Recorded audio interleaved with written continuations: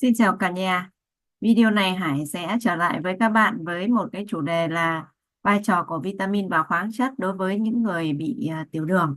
Và như chúng ta đã biết rằng là vitamin khoáng chất thì nó có vai trò rất là quan trọng đối với sức khỏe nói chung và đối với tất cả các cái nhóm đối tượng kể cả khỏe hay là có bệnh. Thì những người có vấn đề về tiểu đường cũng như vậy. Cũng cần phải bổ sung vitamin và khoáng chất, và nhất là những cái người mà bị đái tháo đường ấy thì người ta dễ gặp cái tình trạng là mệt mỏi do đường huyết bị tăng, hoặc là do cái chế độ kiêng khem ấy. Nhiều khi là bị tiểu đường, nhiều người có chế độ ăn kiêng rất là kỹ thì cái việc mà bổ sung vitamin khoáng chất là cực kỳ quan trọng, bởi vì vitamin khoáng chất là một trong những cái thành phần dinh dưỡng giúp cho cơ thể tăng cường sức khỏe, tăng cường sức đề kháng và hỗ trợ cho các cái hoạt động chuyển hóa trao đổi chất trong cơ thể. Vậy thì à, mình phải hiểu như thế nào về vai trò của vitamin khoáng chất đối với tiểu đường để mình có cái cách mà bổ sung cho nó hợp lý. Thì video này Hải sẽ chia sẻ nhé.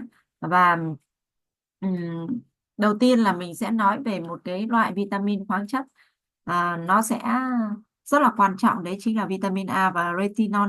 Thì vitamin A hay retinol thì tham gia vào quá trình trao đổi chất và giúp cho cái việc là tăng trưởng tế bào, hệ miễn dịch và phát phát triển hoàn thiện những cái cơ quan liên quan đến thị giác, đúng không, đến mắt ấy, thính giác và vị giác đó. Cho nên là trên những cái người mà bị đái tháo đường ấy thì cái nồng độ vitamin A trong những cái người đái tháo đường là nó rất là thấp, cho nên là à, nó nó sẽ ảnh hưởng đến sức khỏe của người tiểu đường nói chung rất là nhiều. Vậy nên là trong chế độ ăn của người tiểu đường là mình phải lưu ý bổ sung vitamin A.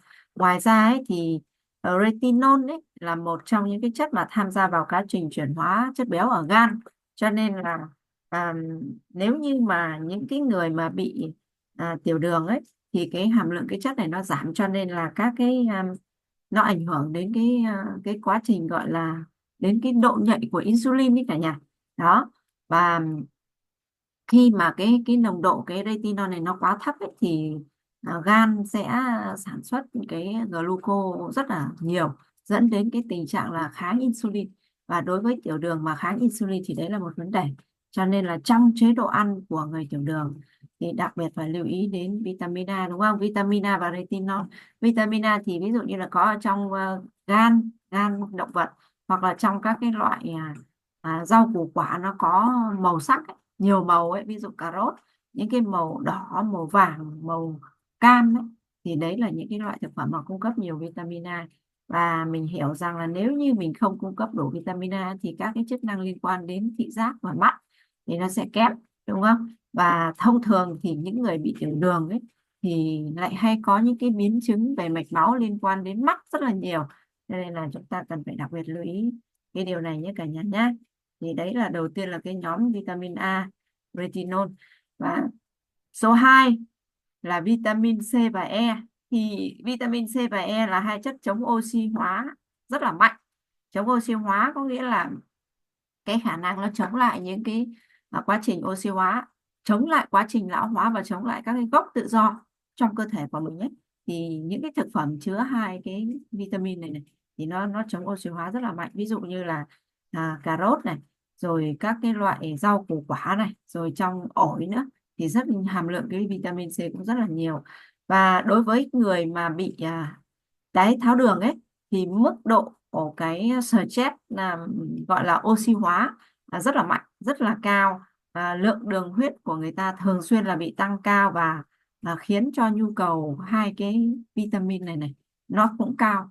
Cho nên là trong cái chế độ ăn của người tiểu đường mình phải đặc biệt lưu ý hai cái vitamin chống oxy hóa mạnh này nhé cả nhà nhé. Và muốn biết là vitamin C với E thì có trong những cái thực phẩm nào rất là đơn giản thôi. Nhà mình hãy chịu khó tra cứu tài liệu, hoặc là tra cứu Google ấy, mình sẽ biết rằng là những cái món nào mà nó sẽ có nhiều hai cái vitamin này để mình bổ sung, hoặc nếu không mình có thể bổ sung từ thực phẩm bổ sung. Và một trong những loại vitamin tiếp theo, vai trò của vitamin tiếp theo đối với người bị tiểu đường đấy là vitamin D. Đó. Và các cái thụ thể vitamin D có vai trò trong việc điều hòa gen, trong đó có gen liên quan đến sản xuất insulin. Cứ nếu mà nói về đường huyết, nếu mà nói về tiểu đường là phải nói về cái hormone insulin, bởi vì insulin chính là hormone tham gia vào cái quá trình điều tiết, kiểm soát cái lượng đường mà vào máu. Cho nên là khi mà bất kỳ một cái vấn đề gì mà liên quan đến việc là sản xuất insulin gặp vấn đề thì đều có ảnh hưởng đến tiểu đường hết. Và vitamin D nó có cái vai trò là điều hòa gen, và trong đó là nó có gen liên quan đến sản xuất insulin cả nhà nhé. Và vitamin D thì à, chúng ta lại tìm kiếm xem là vitamin D nó có ở đâu để mình có thể bổ sung. Đó, rất là dễ dàng thôi, không có cái gì khó cả, và quan trọng là mình cần phải hiểu là mình cần phải bổ sung và mình tìm những cái nguồn bổ sung cho nó phù hợp. Ngoài ra vitamin B1 cả nhà. B1 là liên quan đến dẫn truyền thần kinh và dẫn truyền tế bào thần kinh, tác động đến sự phát triển của các biến chứng đái tháo đường khác nhau. Đó, nồng độ vitamin B thấp và tăng độ thanh thải ở thận đã được tìm thấy ở bệnh nhân đái tháo đường tuyếp 1 và tuyếp 2. Đó, cho nên là một số cái nghiên cứu là người ta nghiên cứu rằng là bổ sung B1 đấy, vitamin B1 nó sẽ làm giảm cái lượng gluco ở bệnh nhân đái tháo đường. Cho nên là nó cũng sẽ hỗ trợ cho cái việc là kiểm soát đường huyết rất là tốt.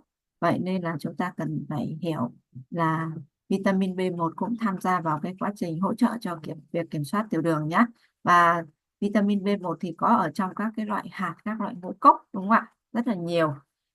Tiếp theo là B9, vitamin B9, axit folic, đúng không? Axit folic thì có vai trò cải thiện kiểm soát đường huyết bằng cách là nó sẽ giảm lượng đường huyết lúc đói ở bệnh nhân tiểu đường tuyếp 2. Tức là khi mà bệnh nhân tiểu đường tuyếp 2 ấy, nó sẽ B9 nó sẽ có tác dụng là giảm cái lượng đường huyết xuống, tác động tích cực lên các dấu hiệu và triệu chứng của bệnh võng mạc do đái tháo đường. Tức là khi mà nói về tiểu đường ấy thì người ta hay nói về cái việc biến chứng lên mắt rất là lớn, bởi vì tiểu tiểu đường mà biến chứng ấy, thì thông thường nó sẽ liên quan đến biến chứng vào mắt, biến chứng vào một số cơ quan như là các cái đầu chi, hoặc là lên thận, lên tim, mạch máu. Bởi vì là ở những cái nơi đó, mắt thì nó có những cái mạch máu rất là nhỏ, và khi mà bị tiểu đường ấy thì cái nồng độ đường trong máu nó cao, cho nên là cái mạch máu nó sẽ không dẫn được đến những cái nơi đó. Cho nên là khi mà cái chỗ mà nào mà mạch máu nó không tới nơi ấy, thì oxy và dinh dưỡng nó cũng không được vận chuyển tới đó. Nếu như bị mình nhẹ ấy, thì nó sẽ có cảm giác là tê bì, ví dụ các đầu ngón chân ngón tay. Còn nếu nặng hơn ấy thì những cái chỗ mà máu nó không dẫn được đến ấy, thì nó có thể gây ra hoại tử, đúng không, tắc mạch máu. Thì đấy là cái tác dụng của cái B9, hay còn gọi là axit folic nhá, rất rất là quan trọng đối với người tiểu đường. Vitamin tiếp theo là B12. Thế thì B12 nó đóng vai trò quan trọng trong điều trị các cái bệnh lý thần kinh do tiểu đường gây ra. B12 giúp các tế bào thần kinh hoạt động chính xác hơn, từ đó làm giảm cảm giác tổn thương thần kinh lên người bệnh. Mặt khác, những cái người mà bệnh nhân bị tiểu đường tuyếp 2 ấy, có điều trị với thuốc à, mê metformin thường có mức vitamin B12 thấp, cho nên là cái thuốc tiểu đường ấy nó sẽ có cái mức vitamin B12 thấp, cho nên là cần phải bổ sung thêm cho những cái bệnh nhân B12, cho những cái bệnh nhân tiểu đường này. Thì đó là cái vai trò của việc là bổ sung vitamin B12 cho người tiểu đường nhé. Ngoài ra thì còn hai loại khoáng mà nó cũng rất là cần thiết đối với những người bị tiểu đường cần phải kiểm soát, đấy là chrome, là loại khoáng chất cơ thể cần một lượng rất nhỏ. Nói chung là về vitamin và khoáng chất thì cơ thể cần lượng rất là nhỏ thôi, nhưng mà sự thiếu hụt chrome nó có thể dẫn đến nồng độ đường, làm cho cái nồng độ đường trong máu tăng, đúng không? Tiểu đường thì đương nhiên là phải kiểm soát nồng độ đường trong máu rồi, không để cho nó tăng và không để cho nó tụt. Và một số nghiên cứu thì người ta đã chỉ ra rằng là cái việc mà bổ sung tăng cường chrome ấy, thì nó sẽ giúp cải thiện tình trạng không dung nạp gluco và bệnh đái tháo đường do corticoid gây ra. Đó, cho nên là nhà mình nhớ nhé, chrome là một trong những cái thành phần mà cần phải có trong chế độ ăn của người tiểu đường. Và cái nguyên tắc tra cứu vitamin khoáng chất trong thực phẩm rất là đơn giản thôi.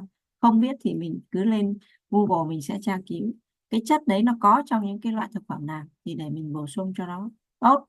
Và Cuối cùng là một trong những cái loại khoáng mà người tiểu đường rất là quan trọng đối với tiểu đường, đấy chính là kẽm.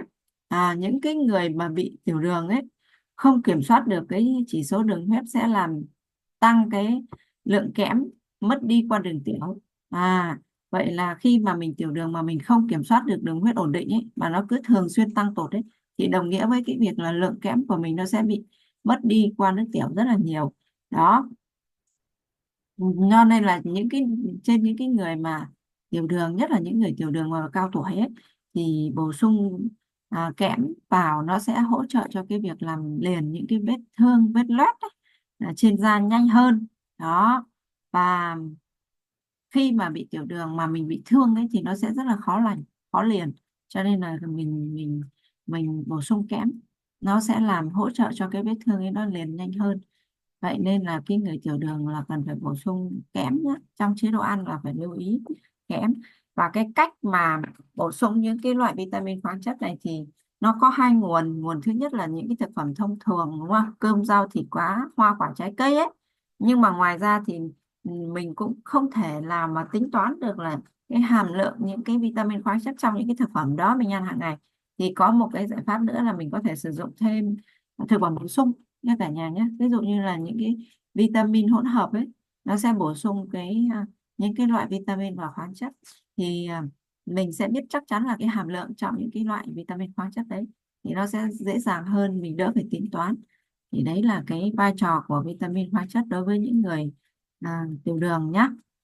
Và nhà mình nếu mà thấy video này bổ ích thì hãy chia sẻ cho những người mà mình biết mà họ đang cần phải kiểm soát về tiểu đường, họ đang cần phải có một cái chế độ ăn để hỗ trợ cho cái điều trị cái bệnh tiểu đường của họ, để cho họ cùng tham khảo. Và nếu như mà nhà mình muốn nhận thông báo cho những video tiếp theo thì cả nhà hãy nhấn nút đăng ký kênh của Hải ha, để mình nhận thông báo cho những video tiếp theo. Rồi, xin chào và hẹn gặp lại cả nhà.